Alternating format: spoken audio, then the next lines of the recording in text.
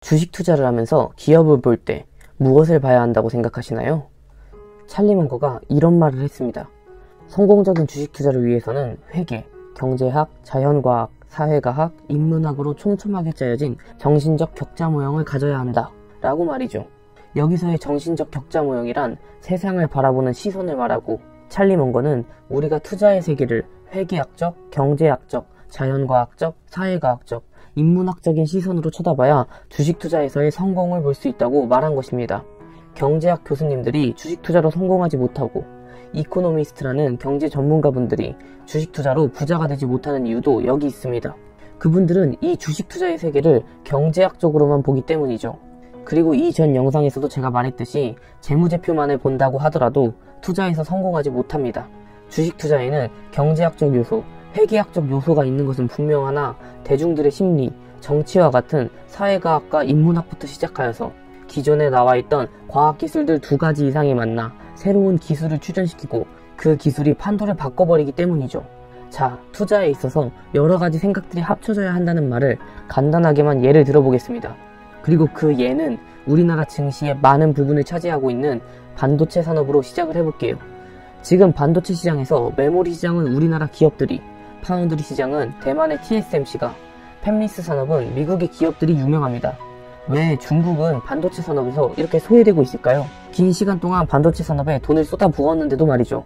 그것은 반도체 산업의 특성이 있습니다. 반도체 산업은 산업의 특성상 앞선 연구진, 교수진들이 연구해온 내용들을 바탕으로 후대의 학생들에게 이어주고, 그 후대의 학생들은 또다시 후대에게 이어줘야 하는 특성이 있기 때문이죠. 그렇기에 중국이 돈을 쏟아내도 없던 경험이 생기지 않고 기껏해야 해외의 기술을 돈 주고 사오는 상황이 나온 것이죠.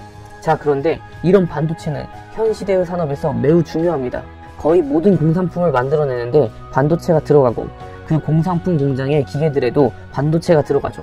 거기에 공산품 뿐이겠습니까? 국가의 미래 경쟁력을 책임지는 최첨단 산업에는 어마어마한 최첨단 반도체들이 필요합니다. 그런데 미국이 중국의 반도체 설비 수출도 금지하고 반도체 자체도 수출을 금지시키고 있습니다. 이것은 미래의 국가 경쟁력을 좌우할 최첨단 반도체를 중국에 주지 않겠다는 것이고, 이는 중국의 입장에서는 국가의 미래가 걸린 엄청난 사안인 것이죠. 그렇다면 중국은 어떤 입장을 취할 수 있을까요? 크게 2가지가 있겠죠. 미국에게 고개를 숙이고 복종하던가, 미국과 싸우던가의 선택지로 말이죠. 여기서 이제 문화와 정치에 대한 생각들이 필요한 것입니다. 중국 국민들의 정서를 먼저 살펴보죠. 중국은 옛부터 사대주의라는 것을 만들어 이념으로 삼을 정도로 자신들의 국가에 대한 자부심이 강한 국가입니다. 그런 국가가 과연 미국의 밑으로 들어갈 것이냐 라는 의문이 나오는 것은 당연한 것이며, 이런 국민 정서를 뒷받침한 현 중국 주석인 시진핑은 자신의 권력을 위해서라도 대만을 침공하여 반도체를 수급하려고 할 것이라는 예상이죠. 만약 중국이 대만을 침공한다면 대만 기업 TSMC의 기술력과 동시에 TSMC의 반도체 생산을 의뢰한 수많은 팹리스 업체들, 엔비디아, AMD, 퀄컴 등의 설계도를 얻을 수 있으니까 말이죠. 이게 과연 상상만으로 끝날 문제가 아닐 것이라고 저는 생각하고 있습니다. 시진핑도 결국 사람이기에 한번 잡은 권력을 놓고 싶지 않을 것이고, 지금 잡은 권력을 놓는다면 자신이 지금까지 숙청해온 반대파들이 어떻게 움직일지도 생각하고 있겠죠. 저는 시진핑이 이런 자신의 생명과도 같은 권력을 위해서라면 대만 침공도 기꺼이 감행할 것은 거의 확실하다고 생각을 하고 있고, 이것 외에도 여러가지 대만 침공 징후들이 보이고 있습니다. 그 징후들에 대해 이야기해보자면, 첫째, 중국은 명분을 만들고 있습니다. 중국은 이미 전 세계에 자신들이 대만을 침공한다면 그것은 전쟁이 아닌 국지전이고 나라의 내부 사정이니 신경 쓰지 말라고 이야기하고 있습니다. 침략전쟁이 아닌 국지전, 국가 내부의 일이라는 명분을 만들고 있는 것이죠. 둘째, 중국은 달러 패권을 위협하려 하고 있고 원유의 원활한 공급처를 만들고 있습니다. 이번 러시아 우크라이나 전쟁이 일어난 직후 러시아의 미국이 제일 먼저 가한 제재는 달러 스위프트에서 배제시켜버리는 것이었습니다. 이 달러 스위프트에서 배제되면 해당 국가에 있던 달러 자산들이 동결되어 버리고 세계 투자자들은 해당 국가에 돈을 넣는 것을 피하게 됩니다. 즉 달러의 순환고리에서 제외시켜버리는 경제적인 공격을 가하는 것이죠. 그리고 이 달러 패권은 미국의 주요 무기 중 하나였고요. 중국은 이러한 상황을 대비하는 듯이 브라질과는 원자재 위안화 결제를 성공했고, 사우디, 이란과의 관계 개선에서 중재자 역할을 하고 원유 위안화 결제를 시도하고 있죠. 이 원유의 위안화 결제란 미국의 페트로달러를 붕괴시키는 것과 동시에 전쟁을 수행하는 데 있어서 탱크를 움직이고 함선을 움직이고 전투기를 운용하는 데 필요한 석유를 얻을 수 있는 길입니다. 만약 원유 위안화 결제가 성공한다면 중국이 대만에 침공할 때 미국이 중국을 달러 결제망에서 배제시킨다 하여도 전쟁에 필수적인 석유를 위안화로 수입해올 수 있기 때문이죠.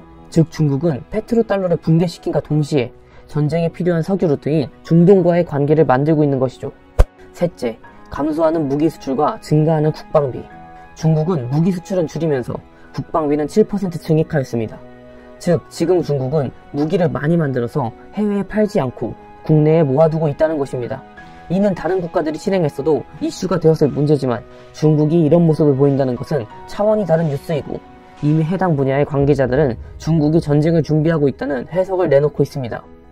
넷째, 워렌 버핏의 투자 방향입니다. 이게 무슨 전쟁이랑 상관 있어? 라고 생각하실 수 있으나 워렌 버핏이 작년 말 TSMC에 투자를 진행했다가 한 분기 만에 전량 매도를 진행했습니다. 이는 워렌 버핏의 투자 성향을 보았을 때 그리 흔치 않은 경우임과 동시에 매도의 이유를 지정학적인 원인이라고 말했죠. 거기에 중국 전기자동차 업체인 BYD의 지분도 지속적으로 매도하고 있습니다. 또 거기에 더해서 일본 무역 상사들의 지분을 대거 매입했죠. 이 워렌 버핏의 투자 포트폴리오를 본 후에 고개를 돌려 중국 대만 전쟁을 본다면 전쟁이 일어날 중국과 대만 기업의 주식은 대거 매도 후에 중국과 대만의 전쟁 시에 각종 원자재 수출로 큰 이득을 볼 일본 무역 상사를 샀다고 볼 수도 있습니다. 이건 정말 가벼운 문제가 아닙니다. 워렌 버핏은 거짓말을 할 수 있으나 그가 움직이는 돈들은 거짓말을 하지 않죠. 워렌 버핏이 TSMC를 처음 매수할 때 과연 지정학적 리스크를 생각을 안 하고 샀을까요? 분명 지정학적 리스크를 생각하고 샀을 텐데 한개 분기만에 생각을 바꿀 만한 이유가 있었다고 봅니다. 자, 여기까지 보시면서 어떤 생각이 드시나요?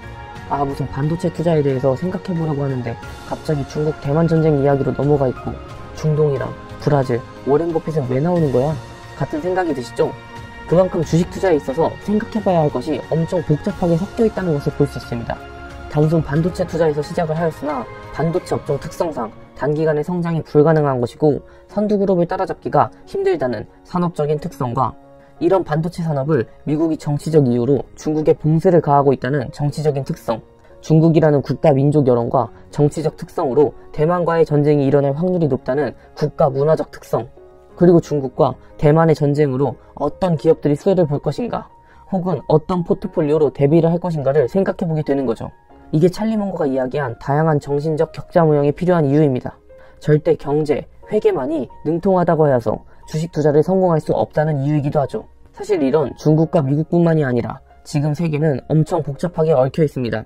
제가 영상 길이 관계상 짧게만 이야기 드렸지만 중동 지역의 역사와 미국, 남미 지역에서 나오는 원자재들과 중국, 2021년도에 있었던 프랑스와 호주의 핵잠수함 계약에서 미국의 회방까지 정말 많은 사건들이 과거에 일어났었고 지금의 현 상황과 연결되어 있죠. 제가 원래는 이번 영상에서 왜 조선주의 재무제표가 별로인데도 좋은 주식으로 생각하고 있는지에 대해서 이야기를 하려고 했는데 아무래도 좋은 주식을 고르는 데 있어서는 재무제표적인 회계학도 중요하지만 이런 정치적, 문화적, 산업적 특성들도 중요시하게 봐야 된다는 점을 먼저 말씀을 드리려다 보니 이렇게 영상이 길어져 버렸습니다. 다음 영상에서는 반드시 조선주를 왜 좋게 생각하는지 이유를 말씀드려 보도록 하겠습니다.